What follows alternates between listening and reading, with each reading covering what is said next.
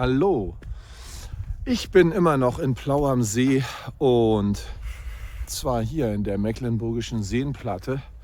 Plau am See ist ein Städtchen im Gebiet der Müritz, auch wie der Name schon sagt, liegt es an einem sehr schönen großen See. Plau am See hat übrigens etwa 6000 Einwohner und ich war ja neulich mal in Neubrandenburg und in Neubrandenburg gibt es also neben der schönen Stadt auch noch einen wunderbaren großen See namens Tollensesee. Und Neubrandenburg ist aber deutlich größer als Plau am See. Plau am See hat 6000 Einwohner. Neubrandenburg hat mehr so 60.000 Einwohner. Plau am See ist eine Feriengegend. Und hier gibt es also Marinas und Ferienhäuser. Und im Sommer ist hier auch ganz bestimmt viel los. Wie ihr seht, schneit es hier immer noch. Ich hatte ein Filmchen gemacht, ein kurzes Video über Samsara, die Scheinwelt des Samsara, was man aus dem Buddhismus kennt und was ich auch so bezeichne im Spiritualismus. Und zwar aus dem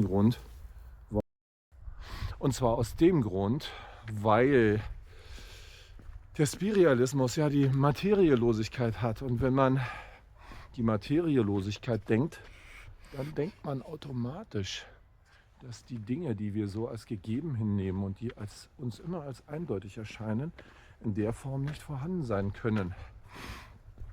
Sondern sie sind jeweils ein Bild, ein veränderliches Bild von den Dingen. Die Veränderlichkeit, woher kommt die? Sie kommt aus der Tatsache, dass sich die Welt aus uns ergibt, aus uns als den Erzeugern von Informationen, als Knotenpunkten von Informationen, wenn man so will. Und jeder trägt ein eigenes Universum in sich, ein Ich-Universum. Ich hatte das an verschiedenen Stellen schon mal des Längeren ausgeführt. Heute wollte ich noch mal ein bisschen drauf kommen. Ich liege ja immer ein bisschen im Clinch mit meinen buddhistischen Freunden und die fassen ja den Buddhismus dann zum Teil so auf, dass mithilfe des Buddhismus Transzendenz möglich ist, dass man also in das Jenseitige gelangt. Stichwort Erleuchtung, Erfahren der Leerheit. Das ist so ähnlich wie mit dem Christentum, wo man ja auch die Vorstellung hat, man komme, nachdem man nun gestorben ist, in den Himmel und dort würde man dann vielleicht bei Gott Harfe spielen oder den wunderbarsten Tätigkeiten nachgehen. Ich erinnere in diesem Zusammenhang übrigens auch an den Islam mit seinen eigenen Vorstellungen. Ihr wisst vielleicht, wovon ich rede. Und so hat auch jeder seine Vorstellungen letzten Endes, wie das Jenseitige dann aussehen müsse. Weil man eben diese Trennung hat zwischen Materie und Geist und man kann sich nicht vorstellen, dass der Geist endet. Denn der Geist sei frei und die Materie sei nicht frei. Der Geist sei dazu geschaffen, die Materie zu beobachten. Im Spiritualismus, wie gesagt, ist es dann eben so, dass die Materie aus dem Geist hervorgeht, aus dem Bewusstsein. Beispielhaft aus meinem Bewusstsein oder aus eurem Bewusstsein. Nebenbei gesagt, die Grundüberlegung des Spiritualismus ist nicht, dass wir uns die Welt einfach ausdenken, sondern dass wir Teil eines größeren Bewusstseins sind und dass die Welt so zustande kommt. Nun, wie gesagt, ist die Auffassung der heutigen Buddhisten oftmals die, dass sie sagen, der Buddhismus würde auf eine ganz bestimmte Aussage über Moral hinleiten, auf letztendliche Wahrheiten, die man anerkennen müsse und so weiter. Und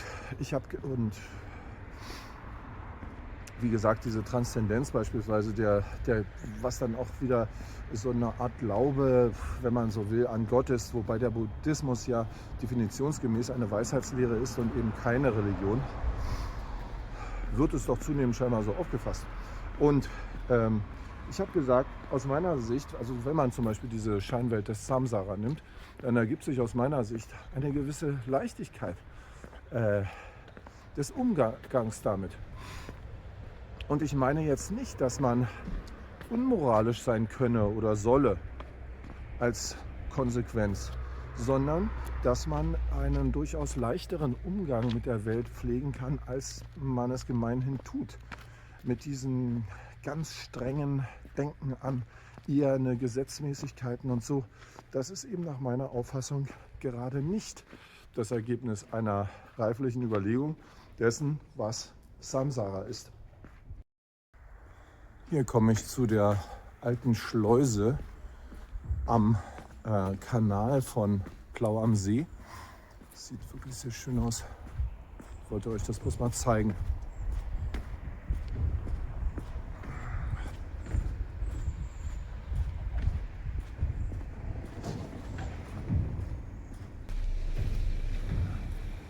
Wirklich sehr schönes Städtchen. Freut man sich, dass man hier ist. Aha. Hier ist noch dieses alte Schleusenwärterhäuschen. Ne? Da kann man kurz mal gucken. Da vorne sehe ich jemanden, der nackig ins Wasser geht. Das muss man sich erst mal trauen bei dem Wetter hier. Ich traue mich das natürlich gar nicht zu zeigen, weil man soll ja keine Leute filmen. Also hier habt ihr übrigens, da hinten ist die Kirche, da gehe ich jetzt mal hoch. Und das ist also Plau am See, ganz herrlich ist es hier. Wenn jetzt noch schönes Badewetter wäre, dann sportfrei. Der Unterschied zwischen einer Religion und einer Weisheitslehre ist eben, dass eine Weisheitslehre dir Dinge verrät über deine Lebensführung, wie du Sachen sehen kannst, warum, wozu ist das gut, damit du ein besseres Verständnis dafür hast, was für eine Art von Welt du überhaupt vor dir hast. Und das sagt dir dann, wie du mit den Dingen umzugehen hast. Und eine Religion, wie gesagt, beruft sich auf eher Prinzipien, auf Fragen von Transzendenz, auf das Hinüberwechseln in andere Lebenswelten und so weiter. Und hat dann also ganz genaue Regeln. Daher hatte ich gesagt, aus meiner Sicht, diese Scheinwelt des Samsara zur Kenntnis nehmend, die sich letzten Endes auch aus dem Spiritualismus ergibt, ist es für mich eine Weisheit, die zu erkennen ist, dass man diese Scheinwelt des Samsara leicht zu nehmen hat, leicht nehmen sollte, weil dies einfach der beste Umgang mit ihr ist. Die Welt kann alles sein. Bedeutet halt auch, sie kann für dich alles sein. Du nimmst sie nicht einfach nur wahr, sondern aus dir geht sie hervor. Bedeutet, du formst sie mit deinen Gedanken. Das ist ja das, was ich öfters hier schon sagte. Was ist es, was deine, ich schalte mal wieder um. Hier, ich bin jetzt auf diesem großen Platz im Herzen von Plau am See. Was ist es? Was ist es, was deine Welt formt durch dich? Es ist dein Glaube an die Dinge.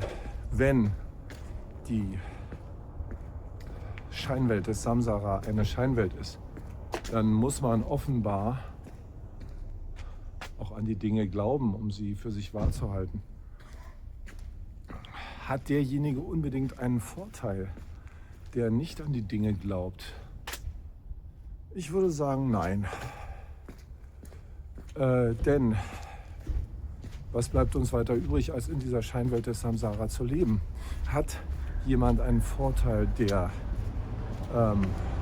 bestimmte Dinge glaubt und lernt, an bestimmte Dinge glauben zu können? Ich würde sagen, ja. Das ist genau der Punkt, um den es geht. Den Glauben in sich zu erzeugen, den Glauben wahr werden zu lassen.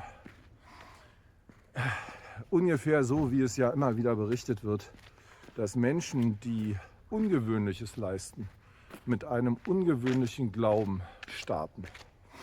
Also mir fällt jetzt zum Beispiel bloß David gegen Goliath ein. David hat ja nicht gesagt, er würde eventuell Goliath besiegen, sondern er hat irgendwie sowas gesagt wie: Goliath, dies ist der Tag, an dem du untergehst. Und er wusste das ganz genau, obwohl David viel kleiner war als Goliath. Und dies ist also eins der vielen Beispiele, dass Glauben Realität erzeugen kann. Das ist auch eine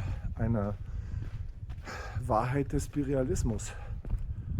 Der Glaube erzeugt, die Gedanken erzeugen, indem man sie für Wahrheit hält. Und was wollte ich jetzt sagen? Wie immer was ganz Wichtiges natürlich, wenn es entfällt. Also die Gedanken erzeugen Realität und du musst versuchen, mit den Gedanken zu spielen. Du musst lernen, Überzeugungen herzustellen, Glauben zu finden. An dich natürlich. Das ist der ganze Sinn, positive Überzeugungen zu finden. So, ich bin jetzt hier, wie gesagt, in der Innenstadt von Gau am See und möchte mich eigentlich mit diesem Gedanken verabschieden. Bis zum nächsten Mal gerne. Tschüss.